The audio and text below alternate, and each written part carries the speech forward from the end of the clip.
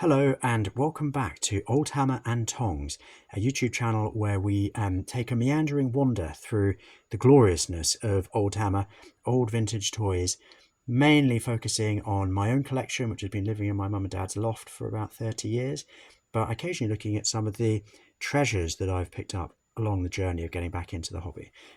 This box set is one of those treasures that I picked up on eBay, and we've already looked at the cover art, we've looked at the contents, which is absolutely brilliant.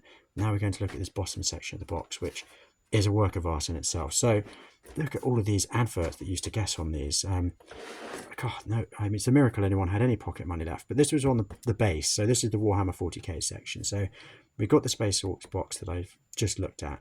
Now here are the other ones that I mentioned. The Imperial Guard box set, 36 Imperial Guard with that stunning, I'm pretty sure it's John Blanchard on the front. Then the Space Dwarfs box set, which is David Gallagher art on the front again, 36 amazing Space Dwarfs. If I had to say this is possibly my personal favourite, I know I shouldn't say. I love the Imperial Guard for what it did for my life, and it's brilliant. I love these Space Orks. I love this Space Marine box, which I've not even mentioned yet, which is just extraordinary, but there's something about Space Dwarfs. Anyway, they're all just completely fabulous. There's the Space Marine box with that famous last stand of the Crimson Fist on the front. All of them stunning, just so much potential for imagination and creativity and fun. Then you also had the Land Raider box. Now, let me just have a look, because that says, yeah, so that's what you used to get when you bought a Land Raider. I mean, that cover art is brilliant. Look at this guy gesturing for others to follow him. And then we've got the Rhino there, an absolute classic. And then the Ork Battle Wagon. Now, this has become extremely collectible now. I just don't think there were that many produced at the time. Again, brilliant cover art. I love this. Look, urging them to drive faster, go faster. And then the Predator. So the Predator's a funny Ork battle tank. At the time, I wasn't really into it. I thought it looked a bit like a sort of Dalek on top of a Rhino. But more recently, I've realised it's actually brilliant. I think I've got one terribly painted somewhere, so maybe we'll have a look at that at some point in the future. Now, what do we have on the sides? Ooh, Machineries of Destruction. So this is from Warhammer Fantasy Battle. And we've got a Goblobber, that's an absolute classic, a Dwarf Catapult. Then we've got some Skeleton War Machines. There's a Catapult and a Chariot. Then we've got this Goblin King Chariot. Now, I actually bought that from a friend of mine at the time. He sold it to me for bloody loads of money for what it was then. But I've recently rediscovered it and I hope to paint it up. There's that Lead Belcher, brilliant. A Man Mangler, so good. A Skull Crusher. Then we've got Goblin Chariots and Elf Chariots. Then on the end of the box, ooh, some more Warhammer 40k. So these are metal box sets. So the classic Terminator box set, which I think came with an additional librarian, possibly a chaplain as well as the Terminator squad. I love those early Terminators. They're just so big and bulky. Then the Eldar Harlequins. What a fun set. So in the back of my mind, I think that one day I would love to get that and paint them like this, because they do look like Harlequins, just extraordinary circus performers who will also very rapidly run you through. Lots of fun to paint.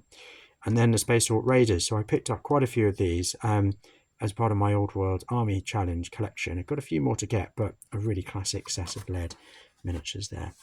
And then we've got some more plastics. This time we've got the Warhammer Fantasy Regiment. I had that and I was actually a little bit disappointed. It's monopose. You get lots of different armies. You get 10 dwarves, 10 elves, 10 goblins, 10 orcs, possibly 10 skaven. There's loads and loads and loads. But anyway, I just didn't really love the monopose nature of them. But this, on the other hand, this skeleton army, multi-pose. You get a chariot, you get more skeletons than you can shake a stick at. Just absolutely stunning. That's one that I always wanted and never had. Battle cars, so this is for Dark Future, so you've got a selection of cars.